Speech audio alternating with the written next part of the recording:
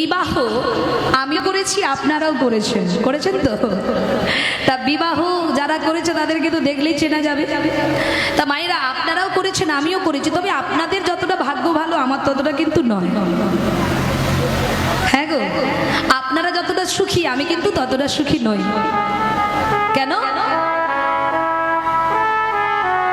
দেখুন মা, ওই যে একটু আগে বলেছিলাম না, স্বামী স্ত্রী যদি দুজনে একই পথের পথিক না হয় তাহলে সংসারে সর্বক্ষণ গন্ডগোল লাগে, লাগে কি না?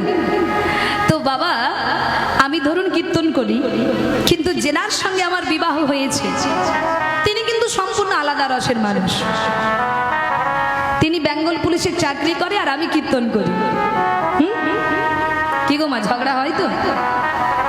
তিনি পুলিশের চাকরি করে আর আমি কীর্তন গান করি।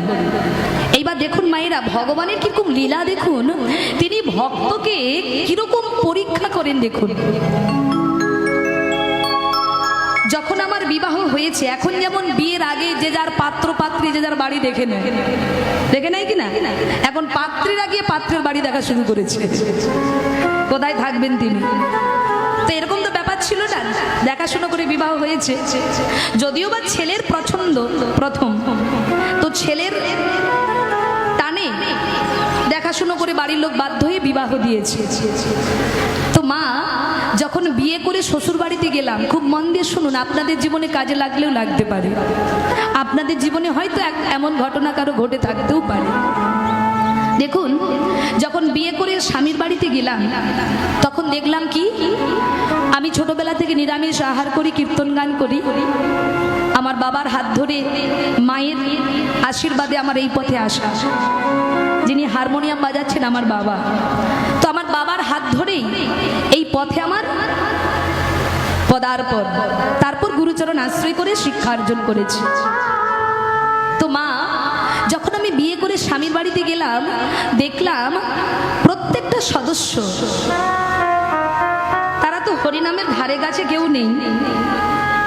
শুধু তাই নয়, তাদের মাছ মাংস ছাড়া দিন চলে না, মানে মাছ মাংস তাদের ঘরে সর্বক্ষণ।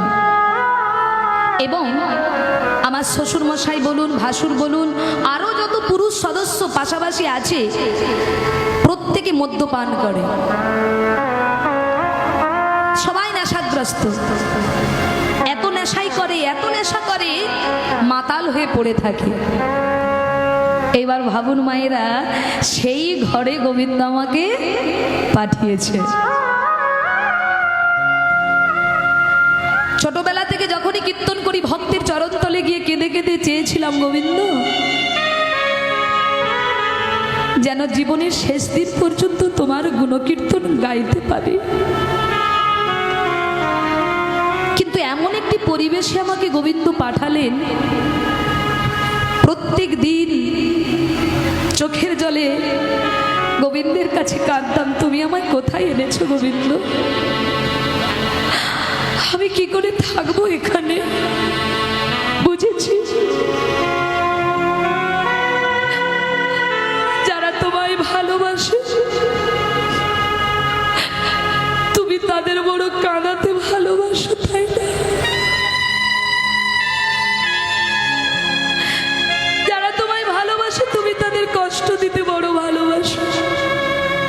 তাই মা, আপনি যদি জীবনে কখনো কষ্ট পান নিজের পরিবারের কাছ থেকে, ভেবে নিতে হবে এটা আপনার কর্মফল। আপনি কর্ম যেমন করবেন ফল তেমনই পাবেন। আপনার কষ্টের কথা আপনি পাশের বাড়ির কোনো দিদিকে, কোনো কাকিমাকে, কোনো জেঠিমাকে জানাতে যাবেন না। আপনার কষ্টের কথা একজনকেই জানাবেন, তিনি হলেন আমার গোবিন্দ। গোবিন্দ যদি কাউকে ভালো রাখবে মনে করে না, শত বাধার মাঝখানেও তোমাকে ভালো রাখবে। আর গোবিন্দ যদি মনে করে তোমাকে খারাপ রাখবে, তুমি ভালো পরিবেশে গেলেও ভালো থাকতে পারবে না। তাই বাবা, আপনাদের মতো সাধু গুরু বৈষ্ণবের আশীর্বাদে, আমার শ্রী গুরু কৃপায় এবং আমার গোবিন্দের কৃপায়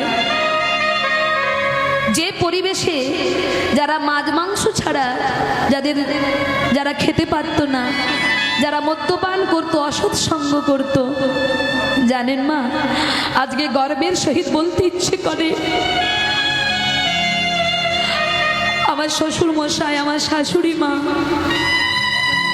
এবং আমার ভাসুর যারা ছিলেন মাতাল, যারা ছিলেন অন্য পথের পথিক, আজকে তারা সবাই কৃষ্ণ ভক্ত হয়ে গেছে। আজকে তারা প্রত্যেকে নামমালা জপ করছে, গুরুচরণ আশ্রয় করেছে। তারা গোবিন্দকে সেবা দিয়ে প্রসাদ সেবা করে, গোবিন্দের সেবা ছাড়া জলগ্রহণ পর্যন্ত করে না মা। আজকে তারা ভগবানের সেবা পূজা করছে। আমি প্রায় 11 বছর আমার বিবাহ জীবন, প্রায় 11 বছর হতে যায়। যখন বিয়ে করে গিয়েছিলাম একরকম পরিবেশ ছিল, কত উচ্ছৃঙ্খল, কিন্তু আজকে সেই পরিবেশের মধ্যে আকাশ পাতাল পার্থক্য ঘটেছে, সবই গুরু গোবিন্দের কৃপায়। আপনাদের আশীর্বাদে আমার ঘরে একটি ছেলেও এসেছে, যার নাম হলো কৃষ্ণ গোপাল। কত কেঁদেছি গোবিন্দের কাছে, গোবিন্দ তোমার সেবার লাগে একটি সন্তান তুমি দাও। যেমন দৈত্যকুলে তুমি প্রহ্লাদকে পাঠিয়েছিলে, তেমনি তুমি আমার এই দৈত্যকুলে একজন কৃষ্ণ ভক্তকে পাঠাও দয়া।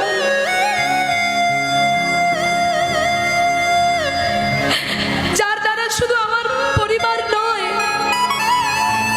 যেন সারা এলাকার মানুষ যেন কৃষ্ণ ভক্ত হতে পারে। তারা তাদের অসৎসঙ্গ ত্যাগ করে যেন সৎসঙ্গ করতে পারে। তাই মা, আমার কৃষ্ণ গোপালের বয়স এই 8 বছর। এই দাদা ভাই গত বছর না তার আগের বছর আমার ওখানে অনুষ্ঠানে গিয়েছিলেন, দাদার প্যান্ডেল ওখানে হয়েছিল, এত দূর থেকে গিয়েছিলেন, সত্যি ভীষণ ভালো। এবছরও হবে আষাঢ় মাসে। এবং মা, এই যে আমি কীর্তন করে রোজগার করছি, আমার স্বামীও যে রোজগার করে, তবে ভেবে নেবেন না পুলিশ মানেই যে সবাই খারাপ। আমার স্বামীকে বলেছি, তুমি তোমার সরকার থেকে যেটুকু বেতন পাবে ওটুকু নিয়েই তুমি সন্তুষ্ট থাকবে। কোনোদিন কাউকে কষ্ট দিয়ে, কারো কাছ থেকে জোর করে অর্থ নিয়ে তুমি বড়লোক হতে পারবে না। কেন না, তুমি যতটা নেবে অপরের কাছ থেকে জোর করে, তার থেকে ডবল গোবিন্দ তোমার কাছ থেকে কেড়ে নেবে। তাই তুমি যতটুকু রোজগার করবে তোমার সৎ পথে, ততটুকু নিয়েই তুমি খুশি থাকবে। তাই মা, তিনিও যা রোজগার করছে আর আমিও যা রোজগার করছি, এই দুজনের অর্থ এক জায়গায় করে আমাদের জীবনে একটা স্বপ্ন, অনেক বড় স্বপ্ন গোবিন্দ দেখিয়েছেন। জানি না সেই স্বপ্ন পূর্ণ করতে পারবো কিনা। জীবনে বেঁচে থাকতে থাকতে আমাদের গ্রামে কোনো কৃষ্ণ মন্দির নেই, গোবিন্দ মন্দির নেই। তাই আমাদের গ্রামে গোবিন্দ মন্দির হবে। আমার ইচ্ছা এই অর্থ নিয়ে গিয়ে আমি গোবিন্দের সেবায় লাগাবো, মন্দির করব। তার জন্য 20 কাঠা জায়গা কেনা হয়েছে, 20 কাঠা জায়গা কেনা হয়েছে গোবিন্দের কৃপায়। জায়গাটা মাত্র কিনেছি এই বছর। তা ওই জায়গার উপর গোবিন্দের মন্দির বানানো হবে। আপনারা আশীর্বাদ করবেন, আপনাদের সহযোগিতা, আপনাদের আশীর্বাদ, শুধু আশীর্বাদ নয়, তার সঙ্গে সহযোগিতাও করতে হবে। আপনারা তো অনেক দিকে অনেক অর্থ ব্যয় করেন, খরচা করেন, কত ডাক্তারের পেছনে, খাওয়া দাওয়ার পেছনে, কর্মের পেছনে। যদি কারো মনে এতটুকু ইচ্ছা হয় যে সুচিত্রাকে দিয়ে একটু সহযোগিতা করব, যাতে ও করতে পারে, ওর স্বপ্ন পূর্ণ করতে পারে, যদি এমন কোনো দানী ব্যক্তি আপনাদের গ্রামে থাকে, আপনারা অবশ্যই সহযোগিতা করবেন। আমাদের গ্রামের নাম হরিনারায়ণপুর, যেন ওই হরিনারায়ণপুর গ্রাম যেন একদিন হরিনারায়ণপুর হতে পারে। নিতাই গৌর হরি হরি বল। এইটুকু আশীর্বাদ আপনারা করবেন। কি করবেন তো? দেখি আশীর্বাদ করেছেন কিনা একটু হরিধ্বনি দিয়ে জানান।